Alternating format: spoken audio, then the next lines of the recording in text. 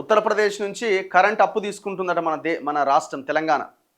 ఎందుకంటే ఈ వినియోగం చాలా విపరీతంగా పెరిగిపోయింది. దాదాపుగా పీక్ స్టేజ్‌లో దాదాపు 16,000-18,000 మెగావాట్ల పవర్ పర్ డే మనకు ఖర్చవుతున్నది. సమ్మర్ స్టార్ట్ అయిపోయింది. విపరీతంగా పెరిగిపోయింది.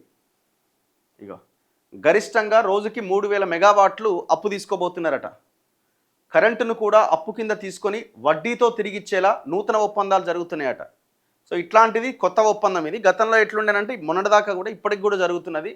స్టాక్ మార్కెట్లో ఎట్లాగైతే మనం ఇన్వెస్ట్ చేసేది ఉంటుందో ఇంధన ఎక్స్చేంజ్ అని కూడా ఉంటుంది. కరెంటును కూడా ఏ రోజుకి ఆ రోజే కొనుగోలు చేస్తారు. ఇప్పుడు రేపు అవసరమయ్యే కరెంటుని ఆ రోజున్న రేట్ ప్రకారం ఇమీడియట్గా కొనుగోలు చేస్తారు.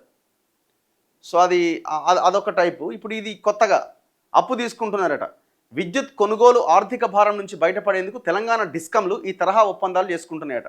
ఉత్తరప్రదేశ్ రాష్ట్ర విద్యుత్ సంస్థ తెలంగాణ డిస్కంలకు అప్పు ప్రాతిపదికన ఈ నెలాఖరు వరకు రోజుకి గరిష్టంగా 3,000 మెగావాట్ల కరెంట్ ఇవ్వడానికి అంగీకరించిందట. ఈ పరిమితి లోపు ఏ రోజు ఎంత అవసరమైతే అంత తెలంగాణ డిస్కంలు తీసుకోవచ్చు.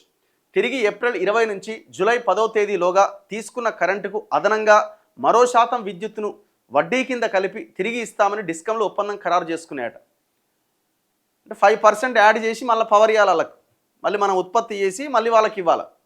ఇంట్రెస్ట్ అనమాట. అది 100కు ₹2 ఇంట్రెస్ట్ లెక్క. ఇప్పుడు ఇది కూడా ఇంట్రెస్ట్ కింద తీసుకుంటున్నారనమాట. ఇదే తరహాలో రోజుకి 500 మెగావాట్ల చొప్పున అప్పు తీసుకునేందుకు మధ్యప్రదేశ్ రాష్ట్ర విద్యుదుత్పత్తి సంస్థతో చర్చలు జరుగుతున్నాయట. ఇంకా సరిపోదు, ఇంకొక 500 మెగావాట్లు కావాలన్నట. ఉత్తరాది రాష్ట్రాల్లో ఈ నెలాఖరు వరకు కరెంటు డిమాండ్ పెద్దగా ఉండదు.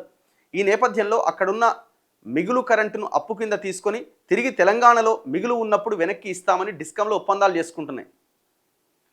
తెలంగాణలో ఫిబ్రవరి మార్చి నెలల్లో 30 లక్షల వ్యవసాయ బోర్లకు కరెంటు వినియోగం అధికంగా ఉన్నది.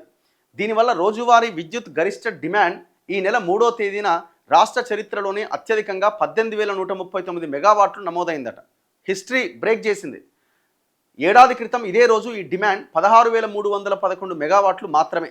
లాస్ట్ ఇయర్ పెరిగిన డిమాండ్ మేరకు కొనుగోలుకు రోజు 50 కోట్ల వరకు డిస్కంలో అదనంగా చెల్లించాల్సి వస్తున్నది. ఇంధన ఎక్స్చేంజ్లో ఒక్కోసారి యూనిట్కు గరిష్టంగా ₹10 వరకు ధర పలుకుతున్నది.